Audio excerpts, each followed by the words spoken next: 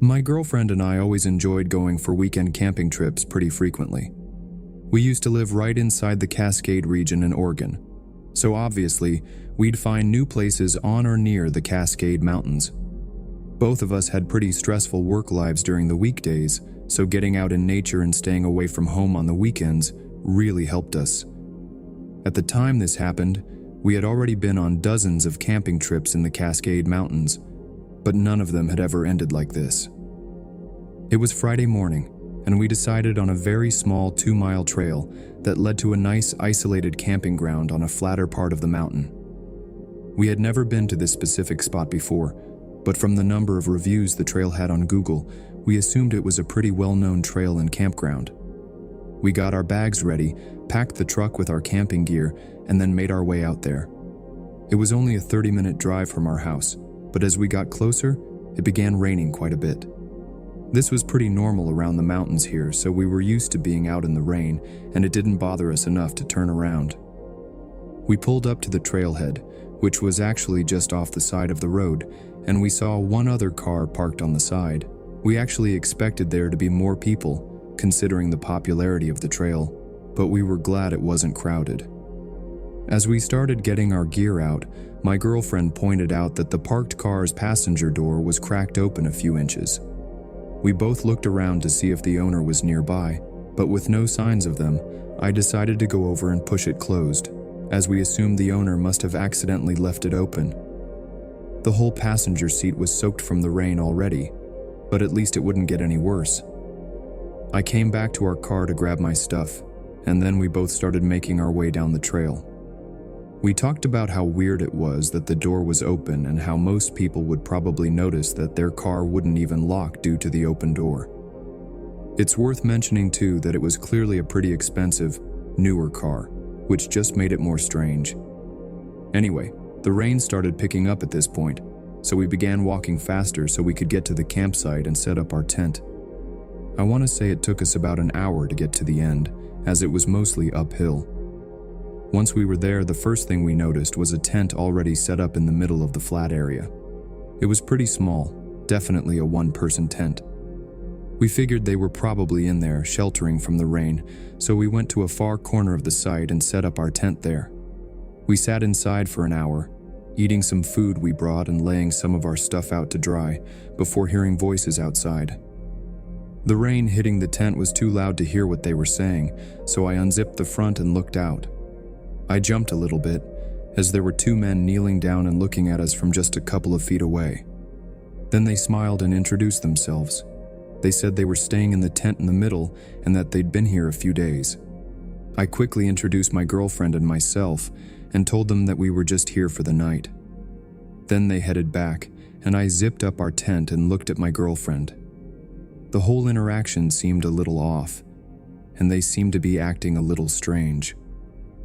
I noticed that both of the men were wearing tightly fitted jeans and regular t-shirts, and their tent was way too small to be fitting two full-grown men. It really just didn't seem like they were here camping or hiking, and definitely not for a few days like they had said. We decided to leave the zipper partially open so we could keep an eye on them, just in case. Another hour went by, and we didn't see anything unusual. Actually, we didn't see anything at all. I guess they were just cramped up in their tent the whole time.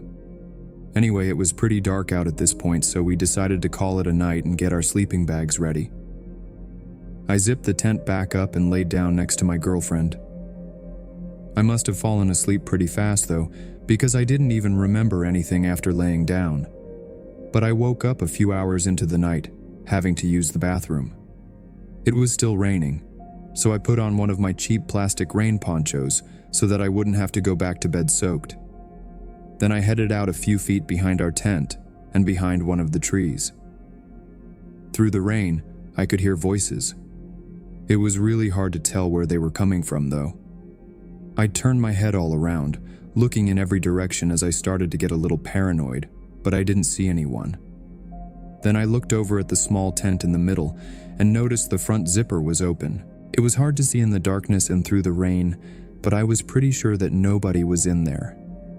I knew that the men had told me they were staying the night in the tent, so this started to get me even more worried. I ran over to my tent and shook my girlfriend awake and told her about the situation. She was clearly tired, but I could tell that she was just as worried as I was. As we were discussing what to do, we both heard it. Voices coming from behind our tent. I wasn't sure what to do, but I knew sitting in the tent didn't feel very safe anymore.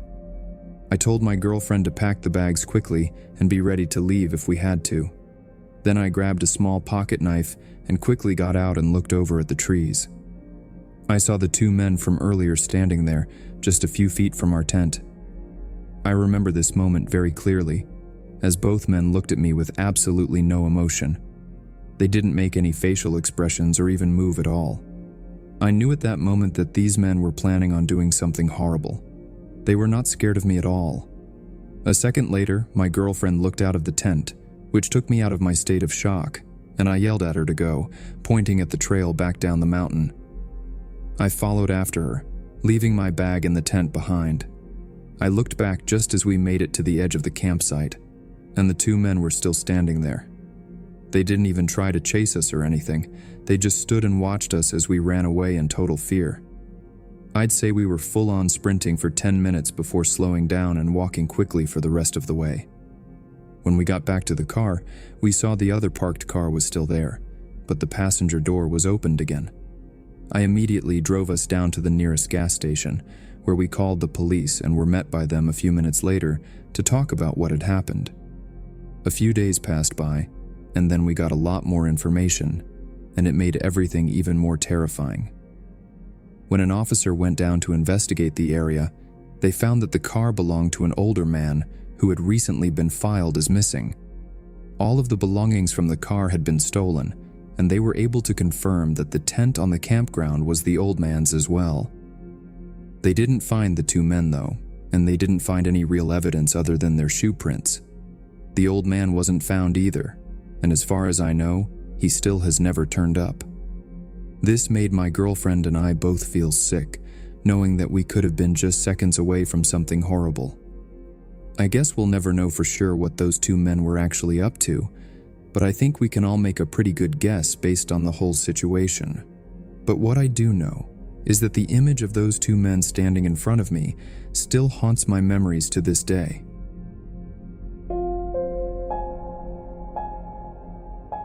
I was lucky enough to have a job that allowed me to travel a lot in my late 20s and early 30s. However, I would usually only spend a couple of days in one location for work, which limited how much I could actually do when staying somewhere nice. I had a job out in Ohio for a week, and I ended up finishing a day early. That meant I'd still have to stay there for an extra day before my flight. Since I didn't get to go out much, I figured I should use this time to my advantage and do something fun. I decided to hike a trail that went through some of the beautiful forests and hills nearby. I've always loved nature, but my job often forced me to stay inside buildings or planes. So, this was the perfect opportunity to enjoy the nice weather and scenery. I woke up early but had to stop by a store to buy some hiking clothes as I hadn't packed any with me. The trail was about an hour away from my hotel, and I ended up getting there just before 1 p.m. It didn't seem like anyone else was there, which made me pretty happy. When I looked up the trail online, it said the hike would take about 6 hours round trip, so this was going to be an all-day thing.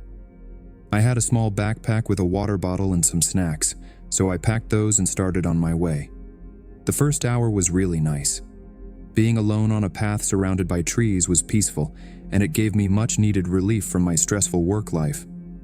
But then, as I was walking, I noticed a man sitting on the ground next to the trail up ahead.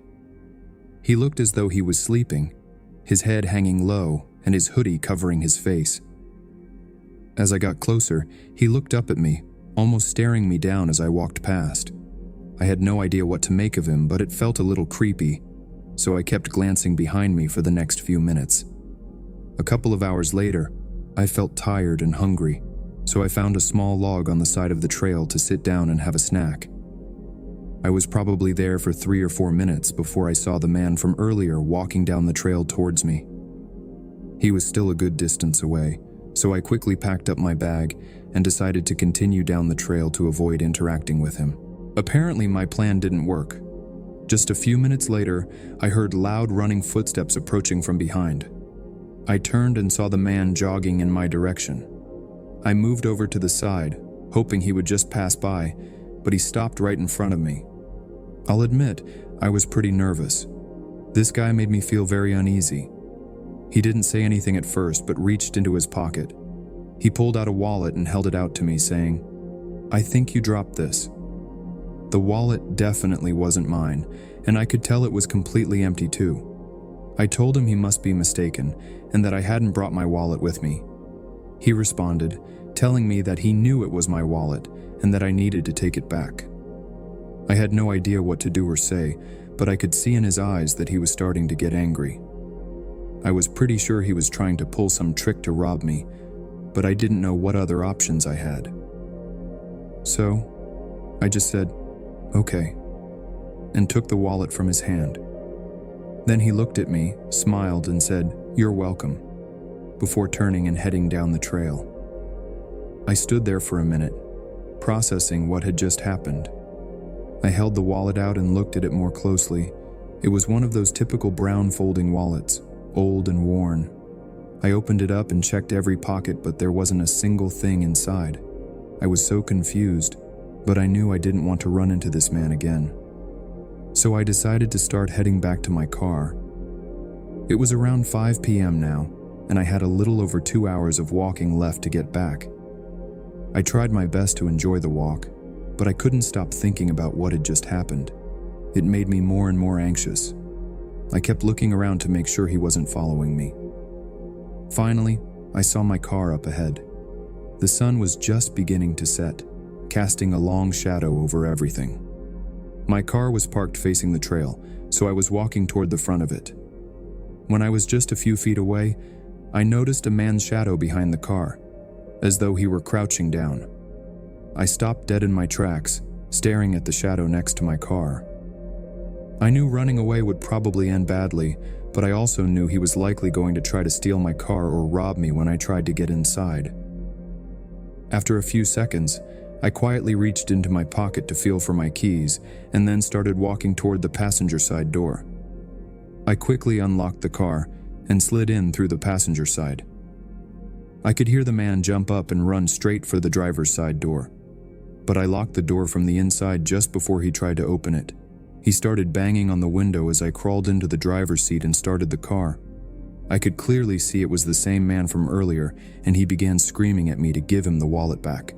I ignored him and backed out of there, heading onto the main road as quickly as I could. As I pulled away, he ran back onto the trail and into the trees. I guess my plan had worked. By not going to the driver's side door, I had thrown him off, giving me enough time to get in and lock it. I remembered seeing a police station on my way, so I stopped there and reported the man, giving them the wallet. Then, I headed back to my hotel. That night, I called one of my friends to tell them about the crazy situation. It was pretty obvious he had either been trying to rob me or steal my car, but I still find myself wondering what the point of the wallet was, especially since it had no real significance. In any case, I'm just glad I made it out safely and without losing anything. I now always carry a small pocket knife when I go for walks, because you never know what crazy situation you might find yourself in.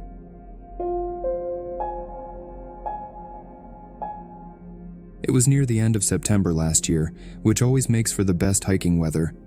It's not too hot and it's not too cold. I had a group of friends that I'd often go hiking with, but most of them had jobs with no set schedules, which made it hard to find days where we could plan a hike together. So, I'd usually go for shorter hikes alone and just enjoy the peace and quiet. I had the weekend off, so I found a nice hiking and camping trail nearby and drove up there on Saturday morning. I had actually been on this trail a couple of years before and had always wanted to go back. It was a loop trail, so it went in a big circle from the start, and it was about a day and a half long. I parked my car in a small gravel lot and made my way to the trailhead. The first few miles were flat and mostly went through grassy fields before leading into a forest at the bottom of a small mountain. At this point, it was probably midday, and I was well into the forest when I saw a man walking up ahead. He was too far for me to tell at first whether he was walking towards me or away from me, but as I continued forward, I realized he was walking towards me. This wasn't a very popular trail, and the last time I hiked it, I don't think I saw anyone. But it was the weekend, so I figured maybe he just had the same idea as me. As he got closer, I noticed he didn't have a backpack on. This was unusual because I was probably 6 or 7 hours into the trail, and there was no way someone would go this far without even a water bottle. He waved at me once he was a few feet ahead. I returned the gesture to be polite, but I stayed cautious since I was in such an isolated area. As he passed, I heard his footsteps stop, and the dirt crumbled beneath him as if he turned around. I looked back, and sure enough, he was facing me. Then, he asked me something really strange. "Where's your group at?" I wasn't sure how to respond. All I could think about was whether this stranger knew that I usually hiked with a group, or if he was just trying to figure out that I was alone. Either way, it was unsettling, and it made me really nervous. I responded, telling him that they were on their way, just a couple of minutes behind me. I couldn't think of anything else to say, but I definitely didn't want this man to think that I was alone. "Good," he replied, then smiled and began walking again. I continued on in the opposite direction, further down the trail. A few hours passed, and I spent most of the time thinking about that guy and how weird the whole situation had been. The fact that he didn't have a backpack so deep into the hike made it all even more unsettling. I decided I'd find a good place a little off the main trail to set up camp just to be safe. I found a nice, flat area about half a mile from the trail and pitched my small tent. The sun was starting to set, so I sat outside my tent and tried not to think about the guy. I had a pre-packed lunch for the trip, so I ate that before lying in the tent to try and get some sleep. I was lying there for probably over an hour, unable to sleep, before I started to hear footsteps coming from the trees behind my tent. I froze, listening to them moving toward me. I tried to reason with myself that it was probably just some animal, but the steps were too recognizable as a person's. It sounded like they were about 15 to 20 feet away when they suddenly stopped.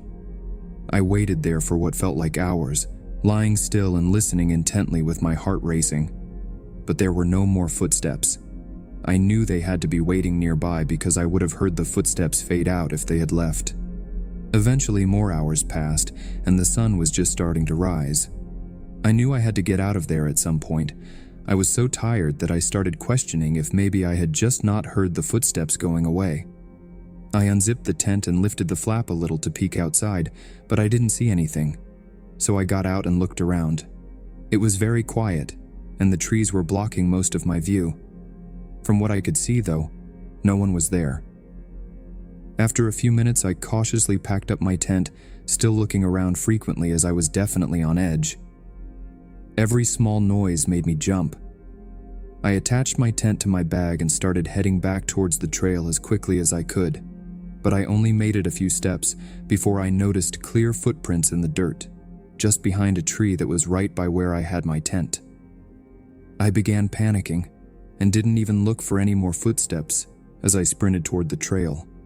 I was terrified now, knowing someone was stalking me in the middle of an isolated forest, hours away from anywhere safe. Once I got back to the path, I quickly began walking back down the way I came. It was probably quicker at this point just to continue, but I figured whoever was watching me would probably be waiting for me to continue that way. Luckily, nothing else happened the whole way back to my car, which I didn't get to until nearly sunset. I told my friends about the strange man and what I had heard and seen. They all said that I was lucky to get out of there without anything else happening. I contacted the police just to report the suspicious activity on the trail, but not much was able to be done. I'm definitely more cautious when hiking and camping now, and I rarely go without my group of friends anymore. I'll never know what that guy's true intentions were, and I hope nobody else has to find out either.